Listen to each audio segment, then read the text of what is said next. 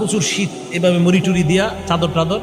আর আশেপাশের মুরব্বীদেরকে কয়, কি ব্যাপার এত মুরব্বী হয়ে গেছেন, আর কয়দিন মাঝে মাঝে উজু ছাড়াও আইসেন।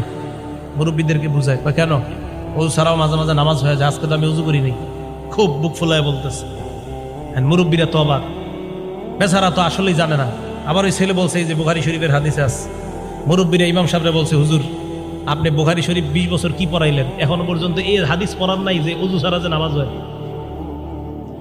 হুজুর তো হ্যাঁ আমি তো এই হাদিস পড়াইছি বাবা। তো আপনি তো একদিন উজু ছাড়া নামাজ পড়াইলেন না।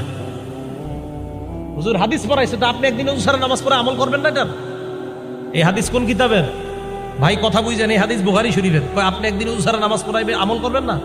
হুজুর বললেন যে ভাই, উম্মতের ঘুম আর নবীদের ঘুমের মাঝে পার্থক্য আছে।